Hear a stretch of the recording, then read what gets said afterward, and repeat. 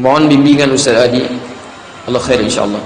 Apakah logika saya sudah berjalan dengan benar jika di sepertiga malam Allah turun ke bumi sementara bumi itu berotasi sekitar 24 jam sehingga waktu sepertiga malam tersebut selalu ada terus-menerus mengelilingi bumi. Apakah itu berarti Allah selalu ada di bumi 1 kali 24 jam? Teman-teman sekalian, tolong pahami ini ya.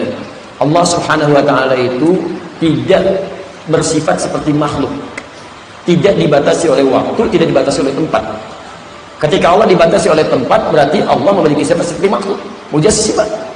Menempel pada makhluk itu nggak boleh. Nggak boleh. Ya.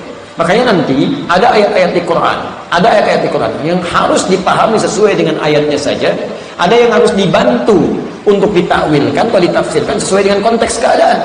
Itu mafhum di kalangan ulama. Tadi imam kita membacakan nasallaha fanasiyahum. Mereka melupakan Allah, maka Allah pun lupa dengan mereka. Kalau Anda katakan Allah lupa, itu bahaya itu. Apa Allah punya sifat lupa? Kalau Anda katakan lupa, dosa Anda. Dosa besar itu menyebut Allah lupa, tidak sesuai dengan sifatnya. Maka diartikan dengan Allah mengabaikan mereka. Itu takwil namanya. Ada ayat-ayat yang harus ditakwilkan, ada yang tidak perlu ditakwil. Ini bukan semua ayat Quran harus ditakwil, tidak. Ayat-ayat tertentu yang bisa dibawa ke konteksnya. Tapi kalau tidak perlu menggunakan konteks, diamkan ayatnya. Seperti Imam Malik. Jangan ditanyakan sesuatu yang sudah jelas. Wasu'alu anha bid'ah. Bersoal tentangnya bisa melahirkan bid'ah. Malah terbayangkan macam-macam. Makanya saya katakan dalam beberapa hal tentang hadis yang sepertiga malam itu. Ya, ada yang mengartikan Allah turun ke muka bumi. Kalau Allah dikatakan turun ke bumi, Allah butuh tempat. Sama dengan makhluk. Makanya kita cari cara paling aman supaya orang nggak membayangkan. Nanti dia bayangkan lagi Allah turun ke bumi, bagaimana? Itu kan fatal akibatnya. Makanya kita berikan gambaran. Itu ulama paham kok, ngerti. Biasa sekalipun ada khilaf di situ, tidak harus mengatakan ini aliran itu. Masya Allah, ini Qadariyah, ini Jabariyah, ini macam-macam. Kenapa sampai repot-repot cari seperti itu? Dan orang-orang awam yang tadinya tidak memikirkan itu jadi banyak kepikiran. Ustaz Adi, apakah Anda Qadariyah? Bukan, saya Adi. Itu selesai. Nggak ada hubungan dengan itu, gitu kan? Ini teman-teman sekali, kita mesti paham lihat konteks. Itu ada dalam kalimat bahasa Arab itu. Kalau Anda belajar bahasa Arab, ada makna hakiki, ada makna majazi. Kapan itu dibawa ke ranah hakiki, kapan ke majazi. Makanya Anda belajar ilmunya dulu. Kalau baru sampai di nahwu, sampai di sorof, itu Anda baru dasar di situ, baru kaku, masih beku. Naikkan ke balaghah dengan 3 ilmunya. Ada ma'ani, ada bayan, ada badiah. Setelah selesai belajar arud dengan 16 ilmunya, disebut dengan bahr. Kalau 4 ilmu ini baru paham, baru kita mengerti, oh ini yang dimaksudkan takwil, ini yang tidak harus ditakwil, ini yang jelas maknanya. Makanya ketika Anda artikan tadi, jangan dibawa Allah turun ke bumi, sehingga membutuhkan tempat. Ada tempat di situ. Yang dimaksudkan apa? Lihat penjelasan setelahnya. Lihat penjelasannya. Makanya di hadis ini disebutkan dengan kalimat nazala dengan habata. Habata itu turun menempat, nazala itu cuma turun, tapi tidak menempat. Nah, habata itu tafsir daripada nazala. Artinya ada yang menempat, tapi bukan Allah di situ. Apa yang dimaksudkan? Rahmatnya, maghfirahnya, jawaban dari doanya. Dan Allah menguasainya, tidak harus terbatas dengan bumi. Jadi kalau Anda katakan Allah berada di bumi, kalau buminya sudah nggak ada, Allah ada di mana? Berarti Allah butuh tempat di sini. Nah, jadi tidak harus setiap kalimat dibawa keturunan logika-logika yang belum tentu sama logika itu untuk memahami itu. Jadi ada yang disebut dengan ayat-ayat yang bisa ditangkap oleh logika, ada ayat-ayat yang harus ditangkap dengan iman, karena tidak sampai logika kita ke sana. Bukan nggak masuk akal, akal kita belum bisa menjangkaunya. Saking masuk akalnya, saking logiknya, saking masuk akalnya, kita nggak bisa tangkap tuh. Saya beri contoh, gini, di ilmu mantik nih. Ilmu mantik itu menyebutkan ada hukum sebab, ada akibat. Misal, Anda ini akibat. Sebabnya terjadi pernikahan antara laki-laki dan perempuan. Ayah dengan ibu menikah. Sebab pernikahan itu lahir Anda disebut akibatnya. Itu masuk akal. Tapi kalau Allah mau, logika ini bisa hilang dengan masalah iman. Kan anak itu bisa muncul kalau ada ayah, ada ibu, ada anak. Jadi kan sebab ayah ibu, akibatnya ada anak. Allah ingin nggak usah ada ayah, cukup ibu saja, anak lahir.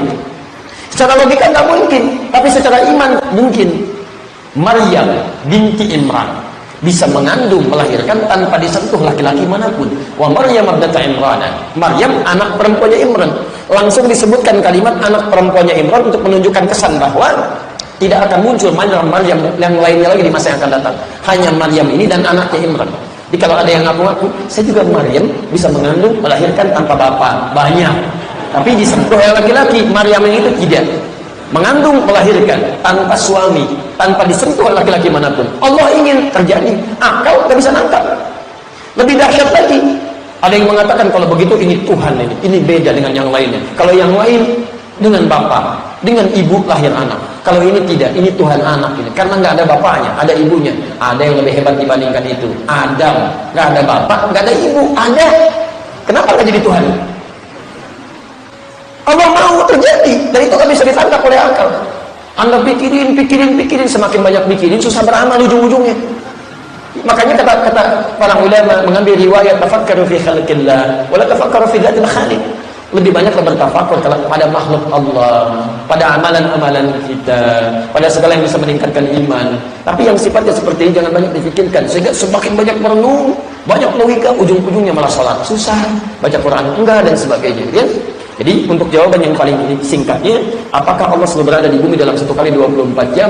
Jawaban paling singkat, Allah tidak dibatasi dengan waktu. Ada menguasai semua alam, entah itu bumi, entah itu langit, entah itu alam-alam yang lainnya. Ya, semuanya tidak terikat dengan waktu. Baik 24 jamnya, lebih dari sebagainya. Jelas sampai sini? Baik. Ayo catat. Menit keberapa ada kesalahan, tolong diingatkan ya. Assalamualaikum Ustaz, boleh menunaikan salat nafilah di rumah? Masya Allah. Ya, bukan boleh banget. Ini, tapi kapan dilakukan nafilah di rumah itu? Kapan dilakukan? Jadi sunnahnya memang kerjakan salat nafilah itu di rumah, sunnahnya. Ya, kerjakan, kata Nabi, kerjakan salat nafilah itu di rumah. Ya, paling takdir waktu ya atau faraid, sepanjang bukan salat fardunya. Salat fardu kerjakan di masjid, ya salat-salat sunnah shallu fi buyutikum, kerjakan di rumah kalian. Tapi kapan itu dikerjakan? Ya, lihat riwayatnya, kata Ibnu Hajar Al-Asqalani ketika redaksinya mengatakan wa baiti huna, rumahku di sini. Di mana rumah Nabi? Oh, Anda katakan di masjid kan? Awas, kalimat di masjid dalam bahasa Arab kan mengatakan fi itu bisa dua, bisa di dalam, bisa menempel, bisa dekat dengan masjid. Kita di mana antum sekarang? Di masjid, padahal di dalam masjid. Ini bahasanya di masjid. Jadi ketika saya mengatakan di masjid, jangan tafsirkan di dalam masjid. Awas, hati-hati, karena ada yang menuliskan sesuatu. Adi Hidayat mengatakan, Masya Allah, kupas tuntas ke dia Ustaz Adi Hidayat. Muncul Adi Hidayat mengatakan misalnya rumah Nabi dalam masjid, diartikan dalam masjid itu sebagai masjid, itu dibantah. Tidak perlu banyak dalil di situ. Karena yang saya maksudnya menempel dengan masjid di situ, menempel rumah Nabi di masjid, nempel dengan masjid, dekat dengan masjid. Bahkan sekarang ada area di dalam masjid, ada area, tapi tidak disebut sebagai masjid, tapi berada di area masjid. Ini menunjukkan pesan bahwa satu, dalam konteks salat sunnah, kata Ibnu Hajar Al-Asqalani, idza kana baituhu qariban minal masjid. Jika memang rumahnya dekat dengan masjid, maka tunaikanlah salat sunnah ini di rumah. Supaya satu, rumah itu banyak dengan nuansa zikir, banyak digunakan beramal saleh, tidak seperti kuburan. Yang kedua, banyak tempat sujudnya dan akan bersaksi di akhirat kelak di hadapan Allah Subhanahu wa taala. Semakin banyak tempat sujud, semakin banyak bersaksi. Idza zulzilatil ardu, ketika bumi digoncang sekencang-kencangnya sampai yang di bawah naik ke atas. Wa akhrajatil ardu athqala. Wa qala al-insanu, manusia berkata, apa yang terjadi ini? Yauma idzin hadits akhbara. Pada saat itulah setiap tempat yang dipijak di bumi akan bersaksi kepada Allah, mengabarkan kepada Allah apa yang pernah kita lakukan di dalamnya. Jadi kalau rumah Anda dipakai sujud itu rebutan tuh. Karpetnya bicara, ya Allah, saya digunakan sujud. Temboknya bicara, ya Allah, saya jadi saksi melihat dia. Kemudian dindingnya macam-macam semua bicara, rebutan, semua rebutan. Itu yang kita dampakkan. Termasuk jika Anda maksiat di dalamnya, dia akan bicara. Ya Allah, si fulan bersembunyi di tempat saya ini. Dia pegang saya, dia bersandar pada saya, melakukan maksiat, dia merasa tidak diawasi olehmu, ya Allah, hukum dia. Wa may ya'mal mithqala dzarratin khairan yarah, wa may ya'mal mithqala dzarratin syarran yarah.